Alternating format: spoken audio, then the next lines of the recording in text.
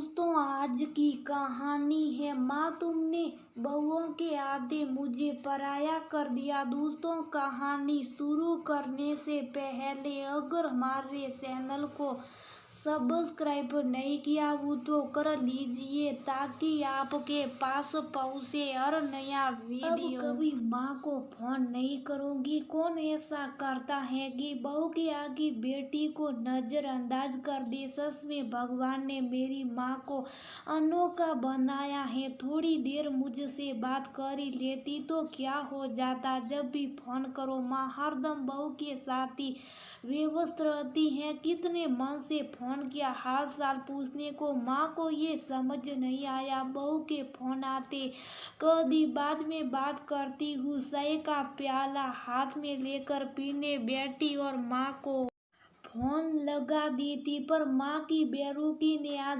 पाकी को ये सब सोचने पर विवश कर दिया। दो भाइयों की प्यारी सी बहन पाकी बहुत नाजों में पली बड़ी। सब इतना प्यार करते थे कि आसपास के लोग कहते पता चलेगा जब तेरी भाभियाँ आएगी तो माँ के साथ साथ भाई भी कहाँ करते थे। पाकी तो इस घर की जाने पापा की लाडली। पाकी किसी की बात कभी सुनती नहीं थी पर एक भाई और पाकी की शादी के बाद पापा रहे नहीं। अब माँ बहुत बदल गई थी। सच कहते सब भाभी आएगी तो पता चलेगा अब मुझे कोई प्यार नहीं करता ऐसा पाकी महसूस करने लगी। अब जब भी मायके आती माँ बड़ी भाभी गरिमा के साथ साथ साथ लगी रहती। पाकी माँ से बात करने को तरस जाती थी। नतीजा ये हुआ कि मायके कम आने लगी। जब छोटे भाई की शादी हुई तो गरिमा गरिमा ही रड़ती रहती थी। ये सब पाकी को बहुत तकलीफ देने लगा था। वक्त गुजर रहा था और पाकी जितना सोचती खुद को उतना मायके से दूर महसूस करने लगी थी। आज भी जब फोन की तो माँ ठीक से बात तक नहीं की। छोटी भाभी का फोन आ गया। माँ के फोन पर तो बोली कार्तिका से बात करके तुमसे बात करती हूँ। अरे उससे बाद में बात कर लेती। ना जाने आज पाकी को माँ पर बहुत गुस्सा आ रहा था। कुछ देर यूं ही बैठे बैठे चाय की सुस्ती ले रही थी कि फोन बज उठा। देखा तो माँ का फोन था। गुस्सा नाक पर सड़ा हुआ ही था। जाओ करो अपनी बहू से बात, मुझसे क्या ही करोगे। पाकी ने कहा बेटा तेरी छोटी भाभी प्रेगनेंसी के दौर से गुजर रही है। कभी कभी कुछ दिक्कत आ जाती तो किससे पूछेगी। तू ही बता उसकी माँ होती तो वह भी दिन भर माँ माँ ही जपती रहती तेरी तरह। आज बे छोटे से भी कह दिया चुपचाप कार्तिका को लेकर यहाँ से आ जाओ। गरिमा और मैं संभालेंगे सब। तू गुस्सा थूक और बता क्यों फोन की थी।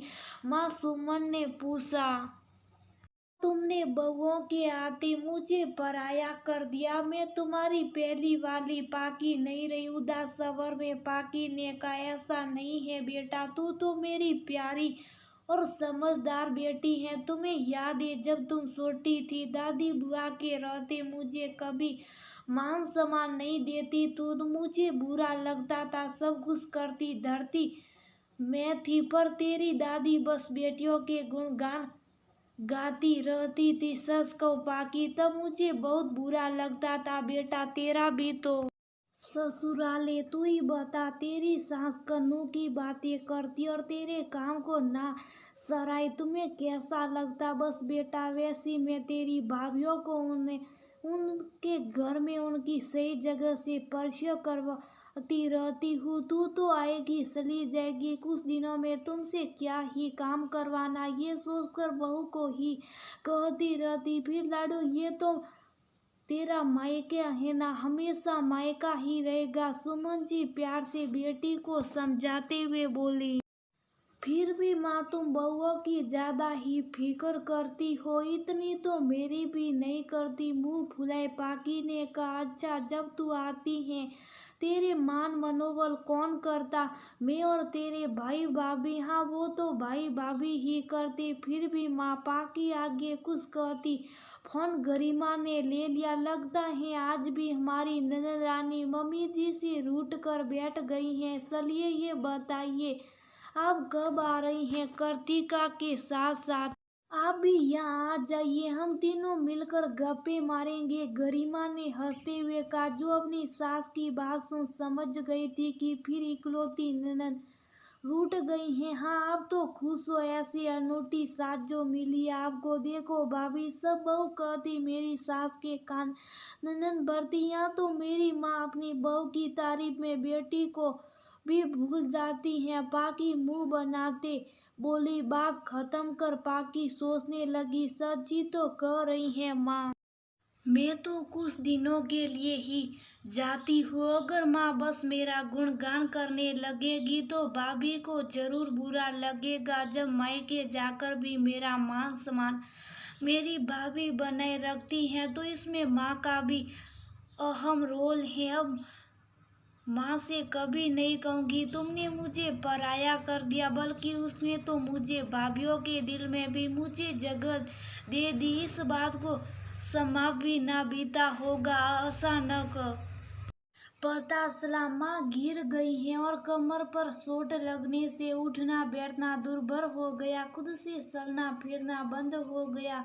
सुनकर रोती बिलखती पाकी मायके पहुंच गई। माँ की सेवा में गरिमा दिलों जान से लगी हुई थी। छोटी भाभी कार्तिका इस हालत में भी सबका ध्यान रखने में लगी हुई थी। गरिमा भी कार्तिका को ज्यादा समय सासू माँ के पास ही बैठे रहने को बोल घर का बाकी काम देखती रहती थी। पाकी के आने से माँ के काम में बहुत मदद मिल रही थी, पर दोनों भाभीियों ने पाकी को बस माँ के पास रहने को बोला ताकि माँ अकेला महसूस ना करे और घर के काम भी सेवा के साथ साथ सुचारू रूप से हो सके। पाकी पहली बार अपनी भाभीियों और माँ के बीच के रिश्तों को बारीकी से देख रही थी। हमेशा खुद को माँ की लाडली समझने वाली पाकी ने कभी माँ की इतनी सेवा नहीं की होगी जितनी भाभियाँ कर रही थी, वो भी बिना शिकवे शिकायत के। ये सब देखकर इस बार पाकी के समझ आ रहा था माँ क्यों अपनी बहुओं का उससे पहले ध्यान रखती हैं। माना वो बेटी हैं, पर माँ की सेवा वो तो नहीं कर रही जैसे उनकी बहू कर रही हैं। वह तो कर भी नहीं सकती। यहाँ रहती कितना सच से कुछ रिश्ते पास रहकर समझ जाते। तभी माँ हमेशा सिखाया करती थी, बेटा मेरे लिए शायद तू भी कुछ ना करना, पर जब तेरी सास को तेरी जरूरत हो हर पल उनका साथ देना। लड़की का ससुराली उसका अपना घर हो जाता है, जहाँ मायका ही रहता, जहाँ बेटियों सदा प्यार दुलार की उम्मीद करती हैं, काम के बोझ की नहीं। बस मैं भी यही चाहती हूँ, रहूं ना रहूं तुझे तेरे मायके में तेरे बाद भी वह दुलार मिलता रहे। इसके लिए मुझे अपनी बहुओं को भी दुलार प्यार देना होगा, उनका मान सम्मान बनाए रखना होगा। सप्ताह भर रुककर पाकी अपने घर आ गई। पीछे माँ को उनकी बहुओं के साथ छोड़कर जान गई थी। अब माँ जल्दी ठीक हो जाएगी, क्योंकि जिसके पास इतनी अच्छी बहू हो वह कैसे ज्यादा दिन बिस्तर पर रह सकती है। जब भी माँ को फोन करती तो ये शिकायत ना करती, माँ तुमने मुझे पराया कर दिया। अब कहती, माँ तुमने मेरा मायका और अच्छा बना दिया। कोई भी रिश्ता यूं ही नहीं बनता बिगड़ता, इसमें हमारा रोल भी अहम होता है। हम किस रिश्ते को कैसे लेते, कैसा व्यवहार करते, उस पर ही हमारा रिश्ता बनता जाता। समाज में हर तरफ शिकायतों का रेला लगा, क्या कसूरवार दूसरे तरफ के लोग ही हैं। हम नहीं विचार करें, रिश्ते संभाले, घर परिवार दोस्त यार, कब किसकी जरूरत पड़ जाए कोई नहीं।